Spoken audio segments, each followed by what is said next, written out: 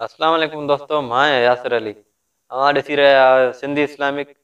अॼु जेका शख़्सियत असां सां गॾु हिते मौजूदु आहिनि से कंहिं बि तारीफ़ जा मुहताज न आहिनि, जिन पंहिंजी ज़िंदगी जा 50 सालनि खां वधीक नातक़वानी ज़रिए दीन जी ख़िदमत कई आहे। दोस्तों, अॼु जो हीउ प्रोग्राम थोरो मुख़्तसिर रहंदो, छो त साईं जन जी तबियत थोरी नासाज़ रहंदी आहे। तंहिं हूंदे बि साईं जन पंहिंजो कीमती टाइम ॾिनो असांखे। साईं जन जो असां तमामु घणो शुक्रिया अदा कयूं था। साईं मोहतरम हाजी गुल मोहम्मद महर साहब, साईं अस्सलाम वालेकुम। वालेकुम सलाम। कहिड़ा हाल आहिनि साईं? दुआ है अल्लाह जी मेहरबानी।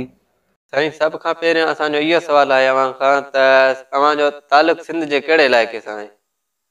तालुक़ु असांजो आहे खानपुर महर सां, घोटकी सां। ऐं तव्हां नातख़वानी जी शुरूआति कॾहिं खां कई? टियों दर्जो पढ़ूं था, चौथों सिंधी।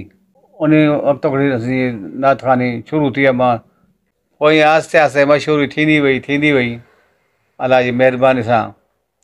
अलाह कामयाबी शुरू कई जलसनि में, इश्तारनि में, नारनि में। ऐं अव्हां नातख़वानी कंहिं खां सिखी ऐं अव्हांजा उस्ताद केरु हुआ? उस्ताद असांजो वालिद साहबु हो। अच्छा। हा, मुंहिंजी असांजो दुआ बि उनजी, उस्तादी बि उनजी, अबे अमर जी दुआ आहे। हिन वक़्त ताईं अव्हांजा शागिर्द केतिरा आहिनि ऐं केरु केरु आहिनि? शागिर्द असांजा इहे हलनि पिया। बचल फ़क़ीर, इमाम फ़क़ीर, जी। इहे असांजा शागिर्द आहे। ऐं अब्दुल मजीद अब्बासी, जी। इहे बि असांजा शागिर्द आहे। ॿिया शागिर्द बि असांजा आहिनि कंदकोट जा। साईं, अव्हां छा महसूसु कयो जॾहिं तंज़ीम नातख़वानी इतिहाद जे तरफ़ां अव्हांखे पगपोशी कराई वई? असांखे ॾाढी ख़ुशी थी। हा, ॾाढी दिलि ख़ुशि थी तमामु। संगत जी बि दिलि ख़ुशि थी, असांजी ॾाढी दिलि ख़ुशि थी। तमामु सुहिणो प्रोग्राम थियो। असांखे मखणे फ़क़ीर, अज़मी अब्दुर्रहीम, खानमंद फ़क़ीर, हिन असांजी इज़त कई। ॾाढी ख़ुशी महसूसु थी असांखे। बाक़ाइदे दिस्तारां पारायूं ऐं कंढियूं बंढियूं विधऊं। तमामु असांजी दिलि ख़ुशि थी। अॻे अहिड़ो प्रोग्राम कोन थियो हो। हिननि बहितरीनु प्रोग्राम कयो। असांजी ॾाढी दिलि ख़ुशि थी तमामु। ऐं अव्हां कहिड़नि कहिड़नि वॾनि सीनियर नातख़वाननि सां गॾु बि नातख़वानी कई? असांजे नातख़ान सां तालुक़ात थियो उस्ताद गुलाम नबी मैसर, लीमो फ़क़ीर, जानमंद फ़क़ीर, गुलाम उमर कंबर जो, लियाकत फ़क़ीर आई त असां जलसनि में मिलूं पिया। इन्हनि सां असांजो वॾा मदाही इन्हनि सां तालुक़ात असांजो रहियो। तव्हांजो जोड़ कहिड़नि कहिड़नि वॾनि नातख़वाननि सां रहियो?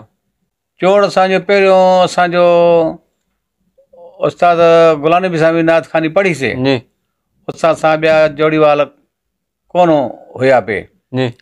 पोइ वरी उस्ताद सां जोड़ीवाल मिलिया लीमे ॼाणण वारा, त पोइ असां जोड़ वरी महबूब शेख सां, घोटकी जो वेठल आहे, इन सां। ऐं ॿियो खानमंद फ़क़ीर, मजीद अब्बासी, अनवर चाचड़, घोटकी जो वेठल आहे, मास्तर आहे। इहे बि शागिर्द असांजो, जीअं मां बि हिकु शागिर्द आहे।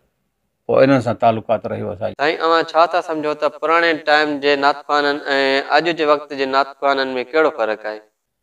हा, पोइ जीअं असांखे गाननि जी तरफ़ां कलामनि जो झलींदा हुआ, तंहिंसां गाननि जे धुन में तव्हां नातियूं न पढ़ो। मूंखे रेडियो स्टेशन ते घुरायो ख़ैरपुर, जेके बिना गाननि जे आहिनि नातियूं, उहे असांखे भरे ॾियो। पोइ असां उनखे भरे ॾियोसीं, उहे भरियूं हलायूं। हिन वक़्त ताईं अव्हां कहिड़नि कहिड़नि वॾनि शाइरनि जी शाइरी पढ़ी आहे ऐं पढ़ो था? घणो करे असां शाइरी गुलाम नबी मैसर जी, हाजी सफ़र तगर जी, उन खां पोइ अज़मी अब्दुर्रहीम जी, असांजे हिन दौर में। पुराणे टाइम में सवारी जी का ख़ासि सहूलियत मौजूदु न हूंदी। पोइ अव्हांखे कंहिं प्रोग्राम ते पहुचणो हुजे त पोइ अव्हां कीअं पहुचंदा हुयो? पोइ वेंदा हुआसीं स्कूटर ते या साइकिल ते खणी वेंदा हुआ।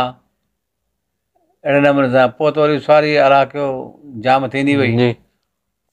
हिन वक़्त ताईं अव्हां जूं टोटल रिकॉर्ड थियल नातियूं केतिरियूं आहिनि ऐं उन्हनि जो तादादु केतिरो आहे? असांजी तादाद जी पक कान्हे, अंदाज़ सम्झूं था त 2000 खां मथे हुजे। ऐं तव्हांजी जेका नात घणी मशहूरु थी हुजे? लख दर्द मिलन लजपाल मोहम्मद वेठो आहे, बसि 1 लखनि जो लाल मोहम्मद वेठो आहे। साईं अवां जो रूहानी तालुक कहिड़ी दरगाह सां आहे? तालुक असांजे पीर साईं पगारी जमात सां तालुक आहे। पीर साहिब पगारे जन जा मुरीद आहियो? हा। ऐं हाजी गुलाम नबी मैसर साहिब जन सां अवां जो को गुज़ारियल वक़्तु जेको अव्हांखे अॼु बि यादि ईंदो हुजे? हा हाजी साहिबु साईं असांजे इलाइक़े में ईंदो हो हिते, ऐलान थींदो त हाजी मैसर गुलाम नबी मैसर स्टेज ते अचे नात पढ़े। उस्ताद वरी मूंखे सॾु करे हेॾे आहे, नात पढ़। मुंहिंजो ऐलान तव्हांजो थियो आहे, असां त हिते ॻायूं था तर में, तव्हां महिमान हो, तव्हां नात पढ़ो न। चए न इहा ॻाल्हि न आहे, मां तुंहिंजा शेर ठहियल मुंहिंजा तूं पढ़ंदो आहीं, मां कैसेटनि में ॿुधंदो आहियां पंहिंजे मुल्क ते, ॾाढी दिलि ख़ुशि थींदी आहे। हाणे रूबरू चओ त मुंहिंजी दिलि ख़ुशि थिए, मां ॾिसां रूबरू ॻाए। पोइ उस्ताद नातियूं पढ़ाईंदो। हाजी साहिबु असांखे तुंहिंजो आवाज़ु पसंदि आहे, असांजी दिलि खे ख़ुशी हूंदी आहे। असांजे मेड़ शहर में हिकिड़ो आहे दुकानदार, वॾे पेशे वारो माण्हू, शौक़ीन आहे नातनि जो, रील सभु तुंहिंजा रखियो ठाहे, असांजो न लीमे जो कहीं बधाई जो न। पोइ मां को पुछे त हे केरु नात खान आहे? मां चयोमांसि इहो महर आहे। किथां जो रहाको आहे? चई इहो घोटकी जे पासे जो आहे।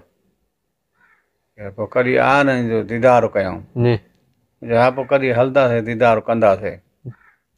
उस्ताद सां अहिड़ो तालुकात रहंदो हो असांजो। हिन वक़्त जे नातख़वाननि खे अवां जे तरफ़ां कोई पैगाम या काई नसीहत जंहिं ज़रिए उहे कामयाब थी था सघनि? पहिरीं नसीहत इहा आहे तव्हांजे लाइ कामयाबी, जीअं तव्हांजी इज़त थिए दुनिया जहान में, नातख़ाने में, पीउ माउ जी दुआ आहे।